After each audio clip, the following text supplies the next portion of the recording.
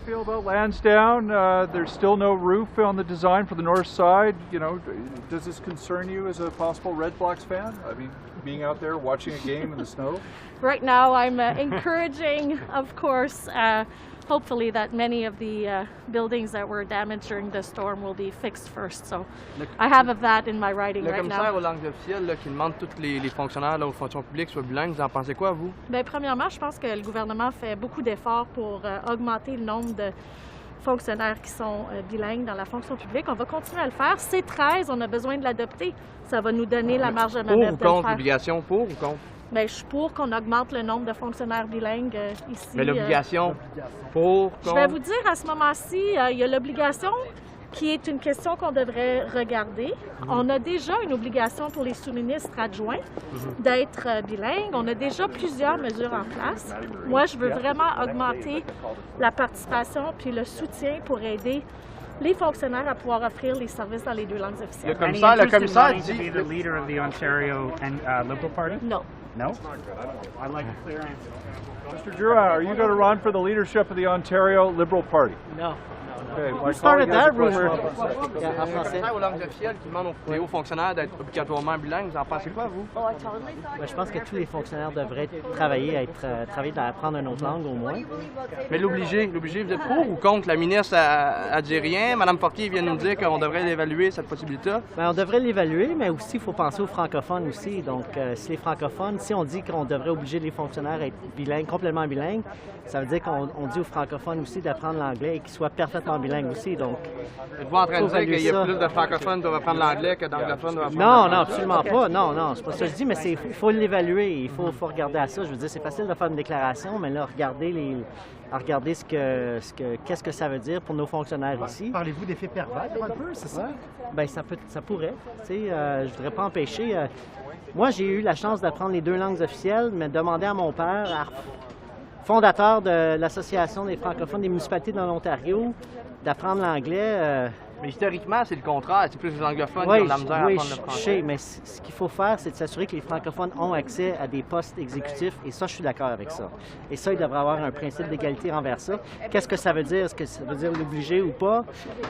Il faut s'assurer que les francophones aient accès à des postes à l'exécutif. Ça, je suis entièrement d'accord avec ça. C'est comme ça, elle dit qu'il faut évaluer ça en comité. Là, vous avez posé une motion lundi pour accélérer ça jusqu'à fin juin. Là, vous allez peut-être pas avoir le temps. Vous êtes conscient de ça? Que vous allez peut-être devoir évaluer ça peut-être en septembre plus tard? Oui, un projet de loi n'est jamais parfait. Hein? Et je le sais que tout le monde va mettre son grain de sel là-dedans, mais il ne faut pas oublier les objectifs de C13. Il ne faut pas s'attendre à un député peut tout simplement présenter un projet de loi privé. Un sénateur peut présenter un projet de loi privé sur ces petites questions-là qui existent.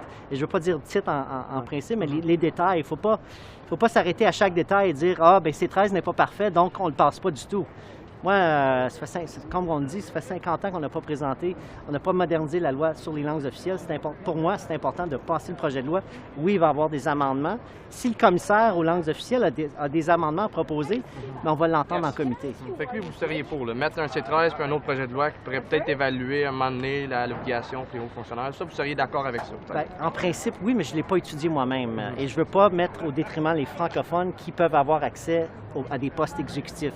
Alors, la question, c'est comment est-ce qu'on peut faire pour que les francophones aient accès à plus de postes à l'exécutif. Et ça, pour moi, c'est important. Et si le commissaire est prêt à travailler avec nous, moi, je suis prêt à travailler avec lui.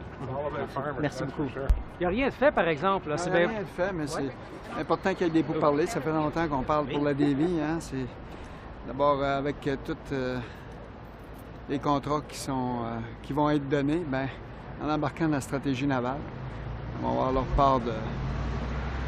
Je dirais leur part de marché. Vous êtes en train de féliciter le gouvernement fédéral, là. Tu veux que je dise quoi? Chose certaine. Mais ça fait longtemps qu'on demande ça, nous autres. Alors là, ils sont en discussion. C'est juste de savoir quand est-ce que ça va aboutir.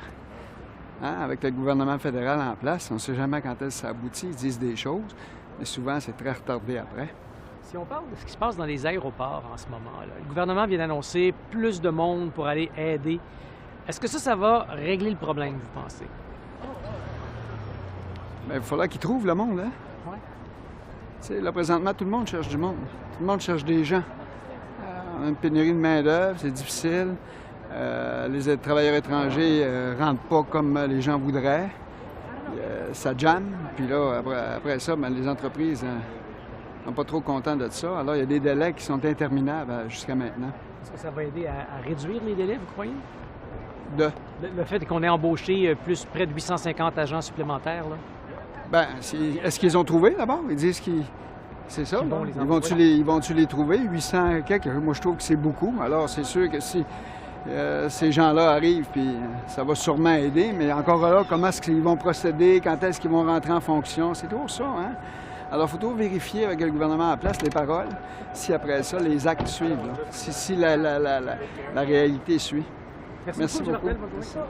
What do you think about what Mr. Alghabra announced? Well, certainly you're seeing a fiasco at the airports. You're seeing a fraction of who needs to be hired. I think there are still plenty of people that could be hired that are still subject not to be able to work there because of these federal mandates. I think the restrictions are a big part of the problem. I think CBSA is a big problem. And the worst is the government knew that it was coming and they should have done something sooner. Est-ce que ça vaut la peine de faire une enquête au comité présentement sur ce qui s'est passé avec Sport Canada et les allégations qu'on connaît? Bien, je suis tout à fait en accord. Puis d'ailleurs, on a appuyé la motion pour que Hockey Canada vienne témoigner devant le comité du patrimoine puis qu'ils rendent des comptes aux parlementaires, dans le fond, sur les événements qui ont entouré l'histoire qu'on connaît tous aujourd'hui. Qui est repoussé C11? Non. Ça, par exemple, je pense qu'il y a un moyen d'organiser les choses. C'est pas une raison pour faire de l'obstruction sur C11, qui est un projet de loi super important pour la population canadienne, aussi pour nos créateurs canadiens, nos médias. Donc, et c'est pas une raison là, pour faire de l'obstruction dans le cadre de ce comité-là. Bien, je veux dire, c'est au comité à voir pour convoquer Hockey Canada. Pendant ce temps-là, il faut procéder avec le reste de l'étude du projet de loi. Donc, ça pourrait aller jusqu'à quand? En septembre, octobre? Il n'y a pas d'urgence? Non, il y a une urgence, sauf qu'en même temps, pendant ce temps-là, les travaux doivent se continuer dans le comité du patrimoine pour faire avancer le projet de loi C11. C'est la deuxième fois que ce projet-là il est déposé. C'est la deuxième fois que les conservateurs font de l'obstruction.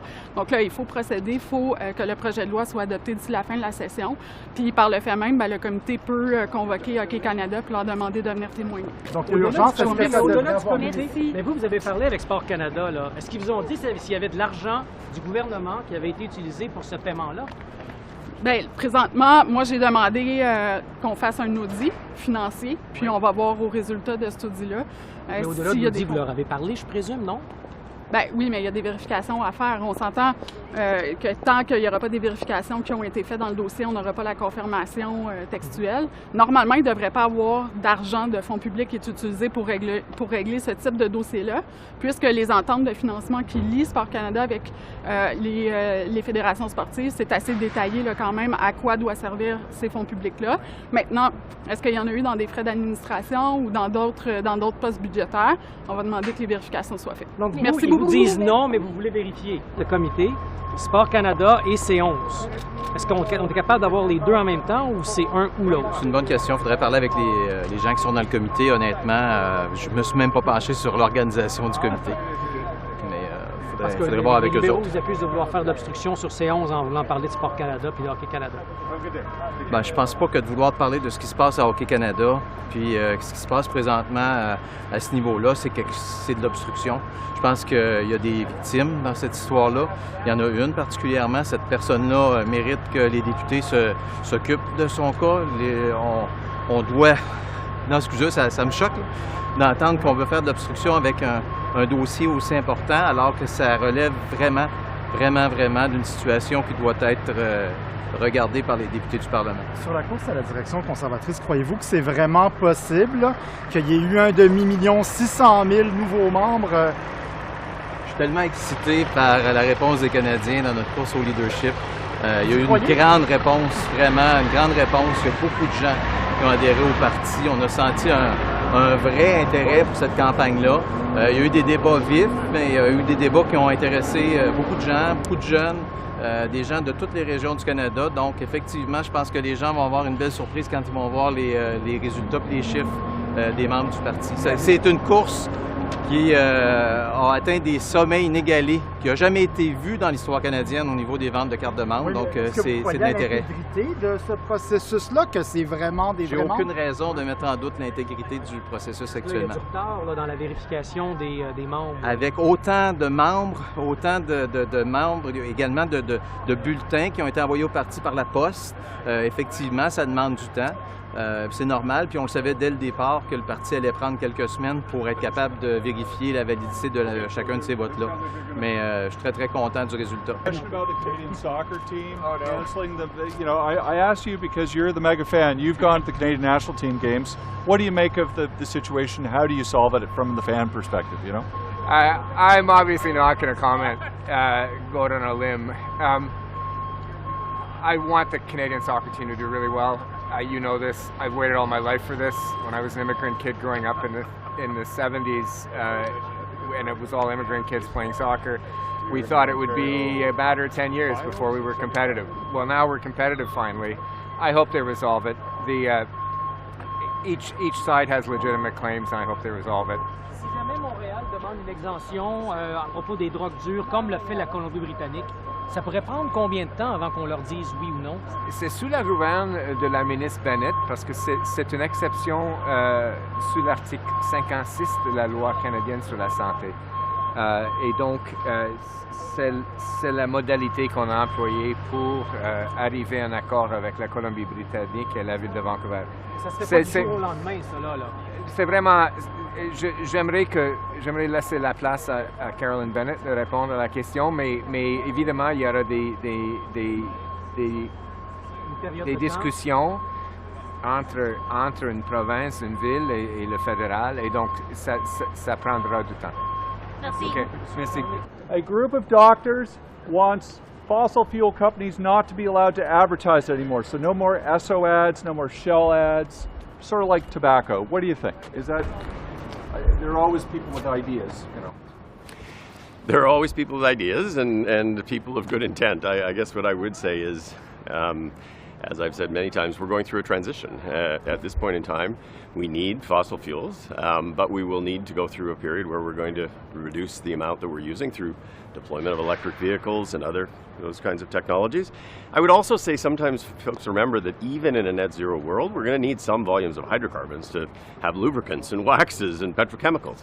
And so the enemy is not fossil fuels, the enemy is carbon emissions. And I agree with folks who are concerned about the climate issue. We have to reduce carbon emissions and we have to reduce them quickly. But there are things that we're going to continue to need as a society, both through the transition and beyond.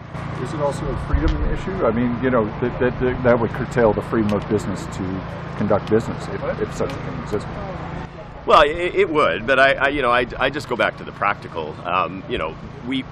All of the cars that you see around here, with a couple of exceptions, use gasoline. We eventually need to get to the point where they all are using electricity or hydrogen. But that's going to take significant time. We just have to be realistic. Understanding that we have to get to a net zero world by 2050, science tells us that we need to do that or the implications are dire, but it's a transition and we have to be thoughtful about how we get there. What do you make of the question? Thank you.